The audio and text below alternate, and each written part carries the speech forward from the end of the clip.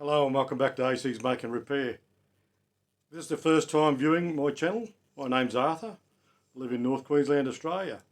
And today I'm going to show you how I made this serving fork. It's a wooden serving fork. Could be also used as a pasta fork or something like that. It's not exactly like a pasta claw type of thing, but I think you could use it for that as well. So come along with me today and I'll just show you how I did it. The first thing I did was mark out on a piece of 3/4 inch or 19mm pine the shape of the fork that I wanted. It's fairly wide in the head. This one's roughly 2 3/8 wide or 60mm wide. And I didn't mark the prongs or the tines as they're correctly known as. I do that later. So I marked it out and I'll cut it out now on the bandsaw. You'll see I use a block of wood here on the left hand side. That acts as a fence. I push that hard down on the table of the bandsaw. It helps me cut a nice parallel line. It's quite a handy thing to do. I do it quite often when I'm cutting a straight line on the bandsaw. Now when I turn it around to do the handle, I actually use my index finger. Once I start the initial cut, I put my index finger down like I have now, and I only have to move the back end of the timber around. This is a tapered handle, so I actually have to move the back end only. That index finger can stay where it is, and it works as a fence too.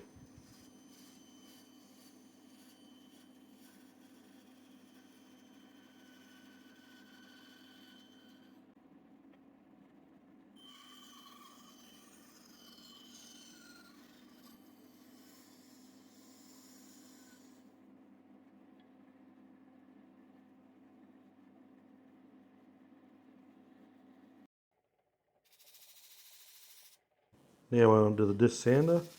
I sand every flat surface, so the two sides of the head and the handle. Here the flats on the side of the handle, take it back to the mark nice and neat. Make sure I've got all the bandsaw marks out. And then after that I go onto the spindle sander.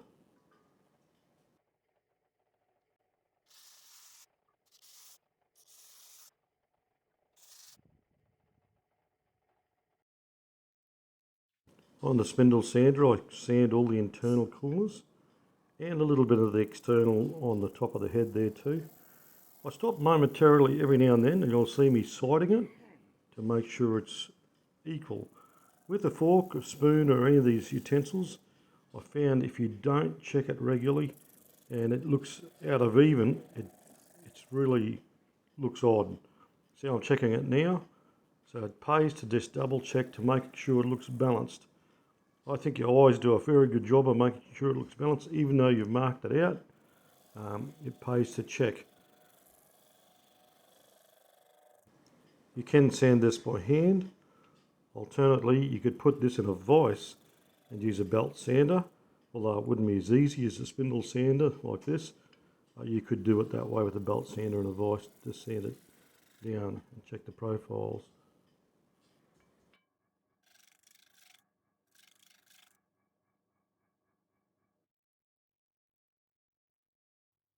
So here's a side view of the side of the prongs or the tines of the fork. Curved it in like that at the top and convexed it out. I put it up against a square block of timber with a square side like that. That helps keep it nice and parallel to the blade as I cut it. It's a good little pointer. See, I'll hold it up nice and tight against that. And it's a moving fence with it to keep it nice and parallel and vertical, following that line there that we have there now. Take a bit of time there to get that curve right. I later do sand it too later, but it saves a lot of time if you can get it the way you want it straight up. Then you have to sand minimally. So I cut that concave first, and then I go through and I cut the convex part, or the back of the fork, and I try to make that nice and parallel and neat. Like I said, it pays to keep close to your lines, and that way you don't have to sand as much. So here I have to cut in on the taper, and you can do it quite successfully with a sacrificial sort of fence like this. And then I have a little convex just at the top of the handle there, part they call the neck.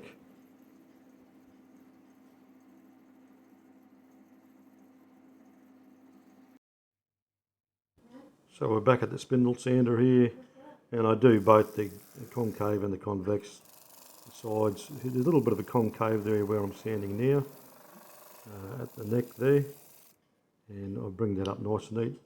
Place to hold it nice and firm and equal pressure, or else you can quite easily sand them uneven and it looks really odd.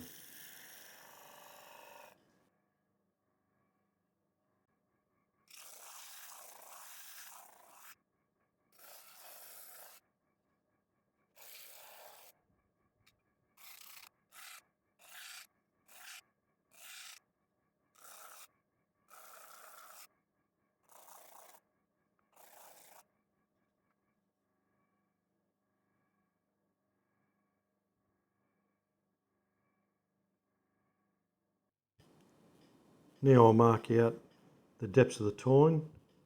I'll put the mark down to the root of the tine, so that's the very top portion of the tine, the opposite end of the points.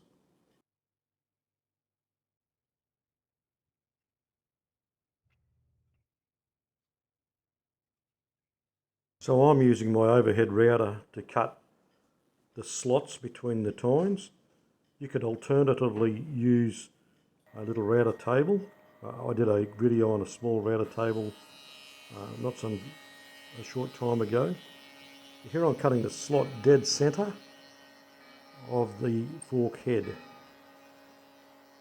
I could have set a stop to make all the slots of equal length, but it was just as easy for me to watch the router bit as it came up to the line.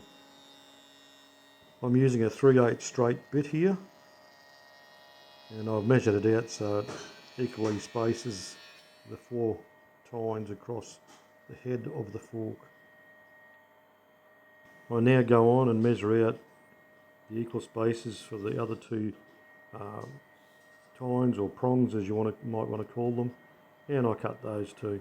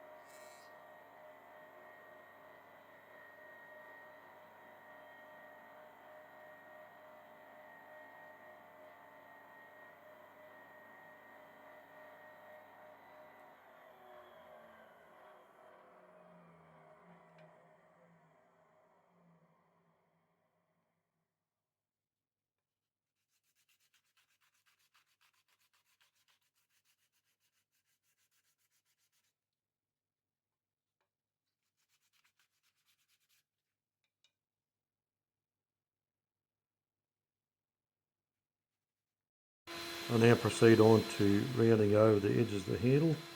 I'm using a 5/16 round over bit to do the handle width. I mark some marks to know where I'm to stop the round over so it blends in neatly with the head of the fork.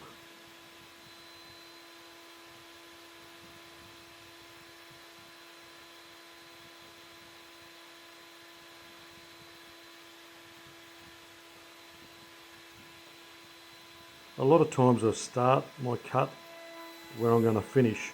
That way I can get a really accurate blend-in point. As you see here, I'm putting that blend-in point now, and it lines up quite neat. Once I've done that, I can now go ahead and round over the whole handle to take the sign that there's no tear out in any way, shape or form. Pine can tear out sometimes, it has a little bit of a tendency to do that. Sometimes a blunt bit can do that. This one's not a bad bit, but I even noticed with it, on this particular piece, you can tear it a little bit, so the slower you take it, the better it finishes. I'm just going to fast forward this section to the end.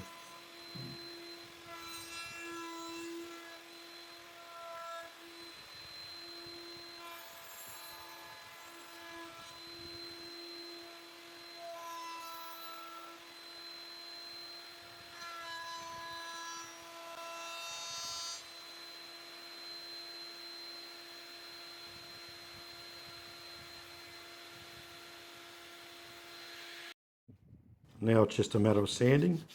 So I start off with a 120, then I work down to about a 240. I use my foam back sanding pads. They work really good on this sort of thing too, to get the profile right. And I blend those pieces in from where the roundover meets the head of the fork.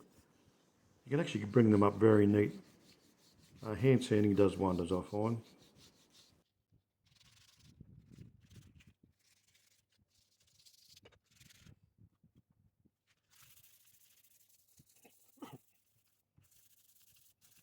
I went on to sand the points after this on the disc sander. I actually lost that footage. Sorry about that, but the points come up quite well anyhow.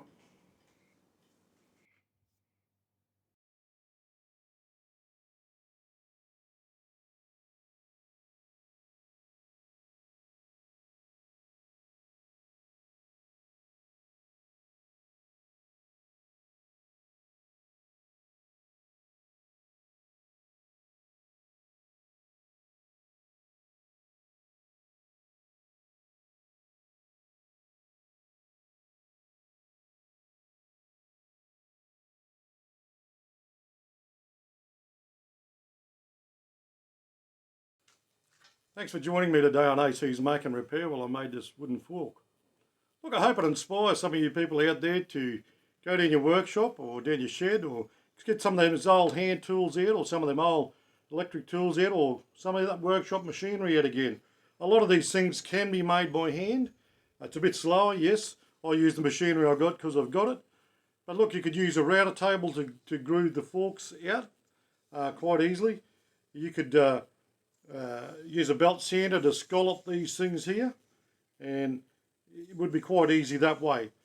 I know a lot of you people out there have got material and machinery to do this sort of stuff, or routers, etc., to do this sort of stuff. But look, I hope it's informative enough for you. If you liked it, please hit that little thumbs up button down there, because it helps the channel out. It costs you nothing, but it does help the channel out big time. And look, if you haven't subscribed already, look, by all means, please subscribe if you could. And if you have subscribed, thank you very much.